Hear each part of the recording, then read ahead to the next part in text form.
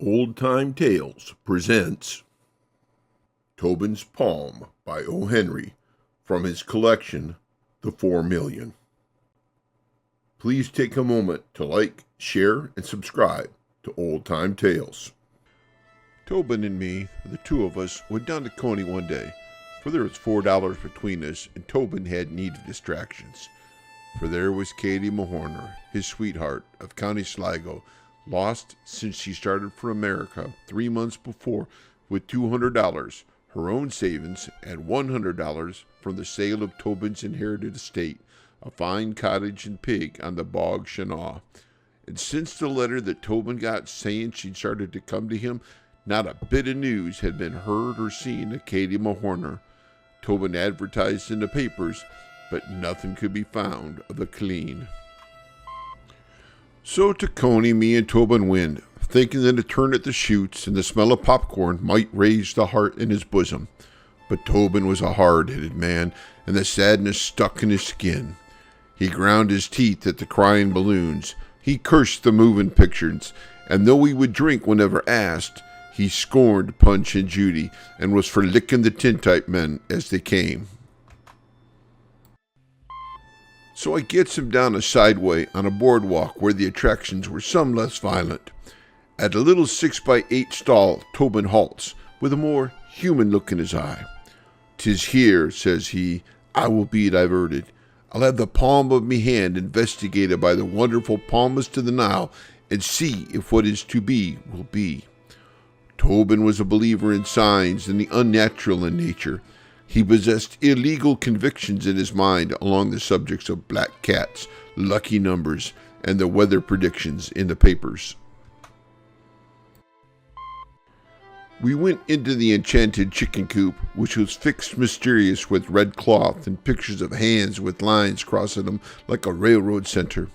The sign over the door says it is Madame Zozo, the Egyptian palmist. There was a fat woman inside in a red jumper with pothooks and beasties embroidered upon it. Tobin gives her 10 cents and extends one of his hands. She lifts Tobin's hand, which is own brother to the hoof of a dray horse, and examines it to see whether 'tis a stone in the frog or a cast shoe he has come for. "Man," says this Madame Zozo, "the line of your fate shows." "'Tis not me foot at all," says Tobin, interrupting. "Sure, 'tis no beauty, but you hold the palm of me hand." "The line shows," said the madam, "that you've not arrived at your time of life without bad luck. And there's more to come. The Mount of Venus, or is that a stone bruise, shows that you've been in love. There's been trouble in your life on account of your sweetheart." "'Tis Katie Mahorner she has references with," whispers Tobin to me in a loud voice to one side. "I see," says the palmist, "a great deal of sorrow and tribulation with one whom you cannot forget.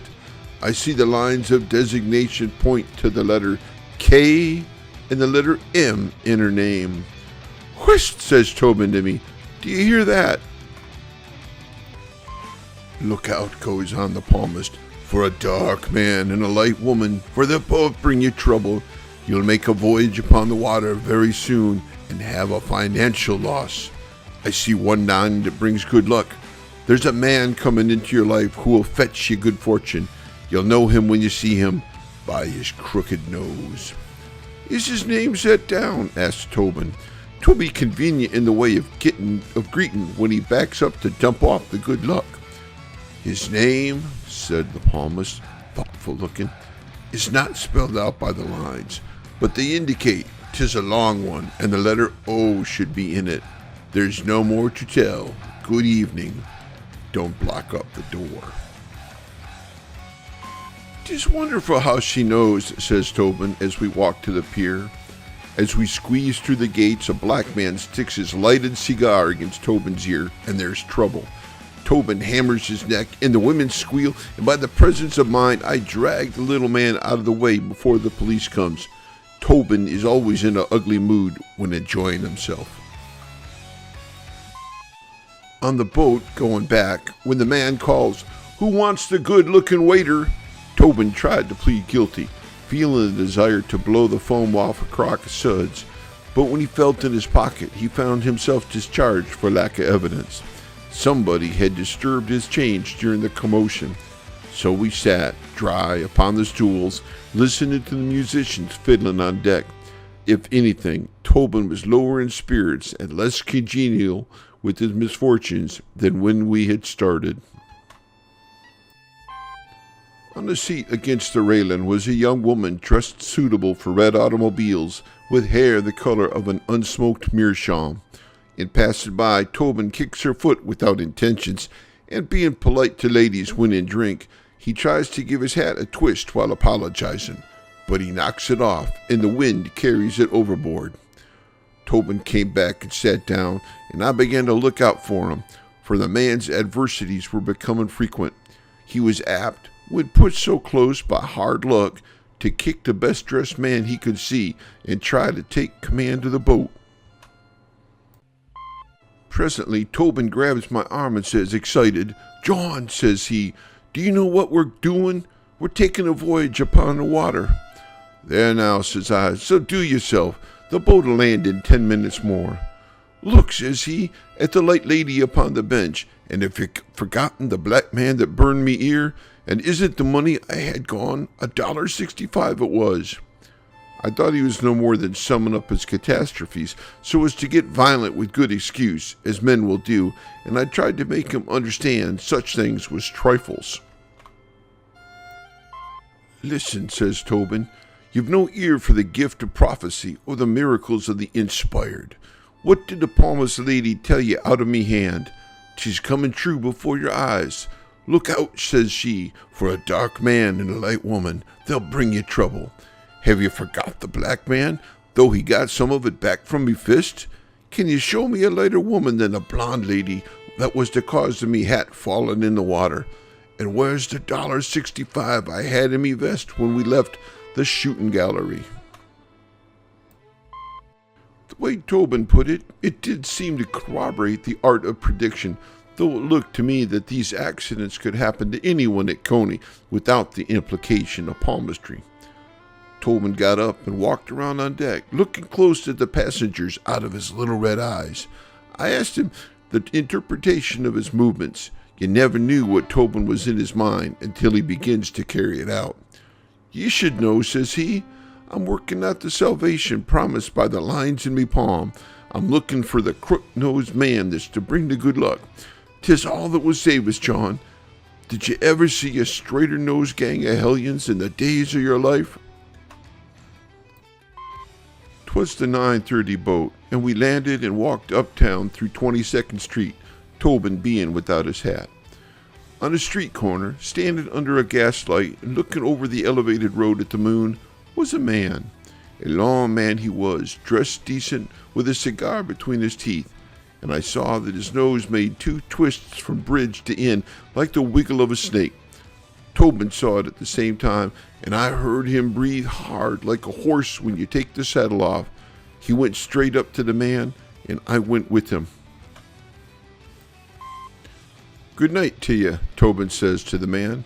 The man takes out his cigar and passes the compliments, sociable. "Would you hand us your name?" asks Tobin, "and let us look at the sides of it. It may be our duty to become acquainted with you." "My name," says the man polite, "is Friedenhausman, Maximus G. Friedenhausman." "'Tis the right length," says Tobin. "Do you spell it with an O anywhere down the stretch of it?"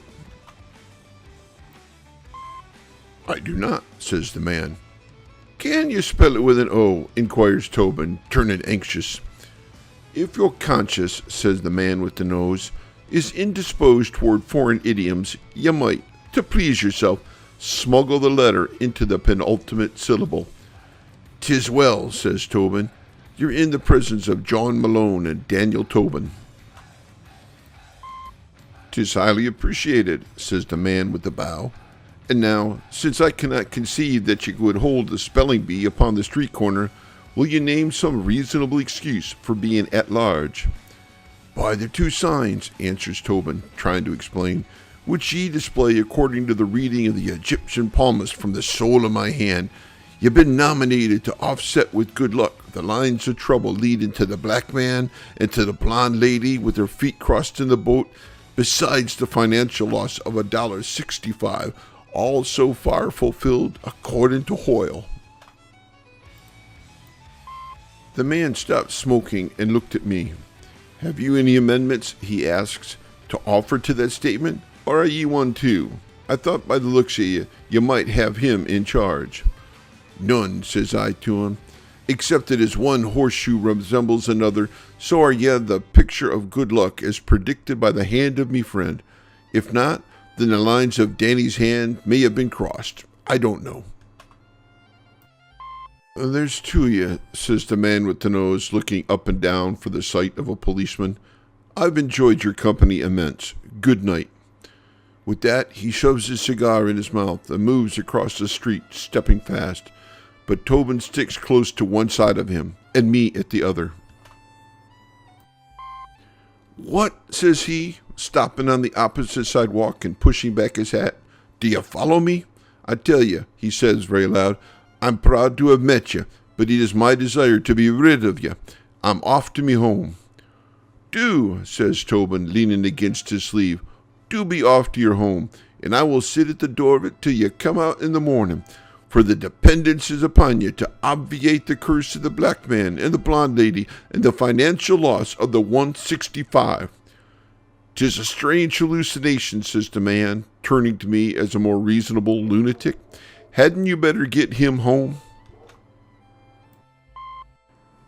Listen, man, says I to him. Daniel Tobin is as sensible as he ever was. Maybe he is a bit deranged on account of having drink enough to disturb, but not enough to settle his wits. But he is no more than following out the legitimate path of his superstitions and predicaments, which I will explain to you. With that, I relates the facts about the palmist lady, and how the finger of suspicion points to him as an instrument of good fortune. Now understand, I concludes, my position in this riot.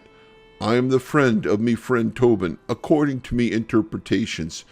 'Tis easy to be a friend of the prosperous, for it pays.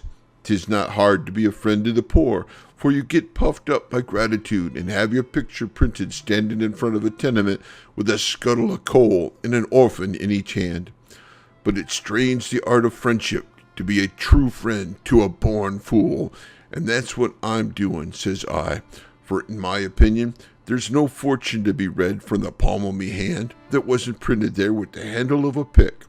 And though you've got the crookedest nose in New York City, I misdoubt that all the fortune tellers doing business could milk good luck from you. But the lines of Danny's hand pointed to you fair, and I'll assist him to experiment with you until he's convinced you're dry. After that, the man turns sudden to laughing. He leans against the corner and laughs considerable. Then he claps me and Tobin on the back of us, and he takes us by an arm apiece. "'Tis my mistake," says he. "How could I be expecting anything so fine and wonderful to be turning the corner upon me? I came near being found unworthy. Hard by," says he, "is a cafe snug and suitable for the entertainment of idiosyncrasies. Let us go there and have a drink while we discuss the unavailability of the categorical." So saying, he marched me and Tobin to the back room of a saloon and ordered the drinks and laid the money on the table. He looks at me and Tobin like brothers of his, and we have the cigars. "You must know," says the man of destiny, "that me walk in life is one that is called the literary. I wander around the night seeking idiosyncrasies and the masses and truth in the heavens above. When you came upon me, I was in contemplation of the elevated road in conjunction with the chief luminary of night. The rapid transit is poetry and art, the moon but a tedious dry body moving by rote. But these are private opinions, for in the business of literature the conditions are reversed. 'Tis me hope to be writing a book to explain the strange things I've discovered in life." "You will put me in a book?" says Tobin, disgusted. "Will you put me in a book?" "I will not," says the man, "for the covers will not hold you. Not yet. The best I can do is to enjoy you myself, for the time is not right for destroying the limitations of print. You would look fantastic in type. All alone by myself must I drink this cup of joy. But I thank you, boys. I am truly grateful. The talk of you, says Tobin, blowing through his mustache and pounding the table with his fist, is an eyesore to me patience. There was good luck promised out of the crook of your nose, but you bear fruit like the bang of a drum. You resemble, with your noise of books, the wind blowing through a crack. Sure now, I would be thinking the palm of me hand lied, but for the coming true of the black man and the blonde lady and... Man, would you be led astray by physiognomy? Me nose will do what it can within bounds. Let us have these glasses filled again, for 'tis good to keep idiosyncrasies well moistened, they being subject to deterioration in a dry, moral atmosphere. So the man of literature makes good to my notion, for he pays cheerful for everything. The capital of me and Tobin be exhausted by prediction, but Tobin is sore and drinks quiet, with the red showing in his eye. By and by we moved out, for 'twas 11 o'clock, and stands a bit upon the sidewalk. And then the man says he must be going home, and invites me and Tobin to walk that way. We arrives on a side street 2 blocks away, where there's a stretch of brick houses with high stoops and iron fences. The man stops at one of them and looks up at the top windows, which he finds dark. "'Tis me humble dwellin'," says he, "and I begin to perceive by the signs that me wife has retired to slumber. Therefore, I will venture a bit in the way of hospitality. 'Tis me wish that you enter the basement room, where we dine, and partake of a reasonable refreshment. There'll be some fine cold fowl and cheese and a bottle or 2 of ale. You'll be welcome to enter and eat, for I am indebted to you for diversions." The appetite and conscience of me and Tobin was congenial to the proposition, though it was sticking hard and Danny's superstitious to think that a few drinks and a cold lunch should represent the good fortune promised by the palm of his hand. "Sit down on the steps," says the man with the crooked nose, "and I will enter by the door above and let you in. I will ask the new girl we have in the kitchen," says he, "to make you a pot of coffee and to drink before you go. 'Tis fine coffee Katie Mahorner makes for a green girl just landed 3 months. Step in," says the man, "and I'll send her down to you." And that, my friends, is the end of Tobin's Palm by O. Henry. Hope you enjoyed the show. We really enjoyed bringing it to you. Thanks for watching. Don't forget to like, share, and subscribe. Cheers.